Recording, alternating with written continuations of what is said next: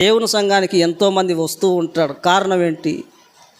వాళ్ళ సమస్యల చేత, బాధల చేత, ఇబ్బందుల చేత, ఇక అనేక రకమైనటువంటి కారణాల చేత, ఉద్యోగ విషయాల చేత, ఇలా చదువులకు సంబంధించి ఎన్నో రకాలుగా దేవుని సన్నిధికి వచ్చినప్పుడు నీవు వారిని మనుష్యులను సంతోషపెట్టేవానిగా ఉంటూ ఉన్నావా, దేవుణ్ణి సంతోషపెట్టేవానిగా ఉంటూ ఉన్నావా అని చెప్పాను.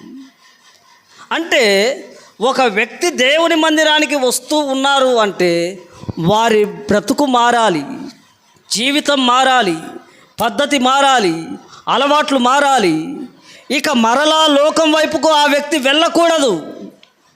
లోకం వైపు వెళ్తూ ఉన్నారంటే నీకు చెప్పే కాపరి సరైనటువంటి వ్యక్తిగా లేడు అనేది అర్థం.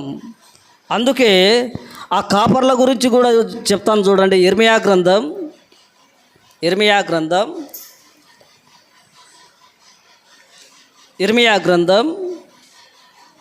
3వ అధ్యాయం, ఇర్మియా గ్రంథం 3వ అధ్యాయం 14-15 వాక్యాలు. భ్రష్టులకు పిల్లలారా తిరిగి రండి, నేను మీ యజమానుడను. ఇదే యెహోవా వాక్కు. ఒకానొక పట్టణము నుండి ఒకనిగాను, ఒకానొక కుటుంబంలో నుండి ఇద్దరుగాను మిమ్మును తీసుకొని సియోనుకు రప్పించెదను. నాకిష్టమైన కాపర్లను మీకు నియమింతును, వారు జ్ఞానముతో వివేకముతో మిమ్ము నేలుదురు. ఎలా ఉన్నారు మీరు అంటే భ్రష్టు పట్టిపోయి ఉన్నారు, దౌర్భాగ్యపు స్థితిలో ఉన్నారు. లోకాన్ని ఆశించి, లోకాన్ని ప్రేమించి, లోకంలో ఉన్నటువంటి మురికినంతా మీ భుజస్కంధాల మీద వేసుకొని ఉన్నారు. మీ జీవితాలు మారలేదు, పద్ధతి మారలేదు, అలవాట్లు మారలేదు, మీ దినచర్య మారలేదు. పేరుకేమో భక్తులుగా ఉంటూ ఉన్నారు, కానీ వాక్యాన్ని పాటించినటువంటి భక్తి లేనిటువంటి ప్రజలుగా ఉంటూ ఉన్నారు. భ్రష్టు పట్టిపోయారు. తిరిగి మరలా నా యొద్దకు రండి. ఎప్పుడైతే నా దగ్గరికి వస్తారో నాకు ఇష్టమైనటువంటి కాపర్లను పెడతాను. వారు మిమ్మల్ని జ్ఞానముతో, వివేకంతో బోధిస్తారు.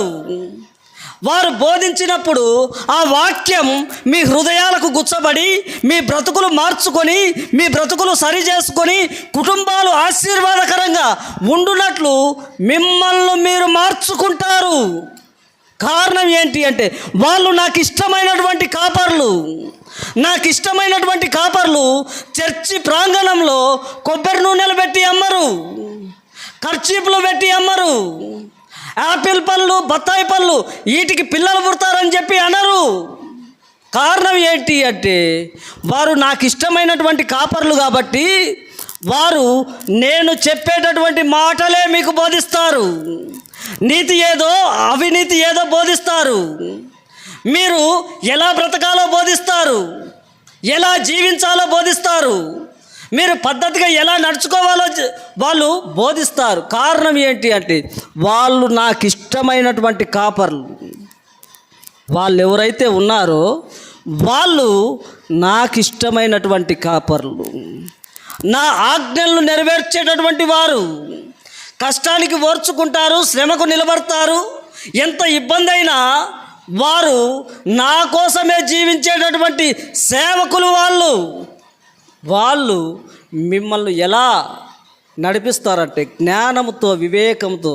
అందుకే బెరాయ సంఘస్థులు ఎలా ఉండేవారంటే వారు చెప్పిన వాక్యాన్ని నెమరు వేసుకునేవారు. ఈయన చెప్పిన సందర్భం కరెక్టుగా ఉందా లేదా,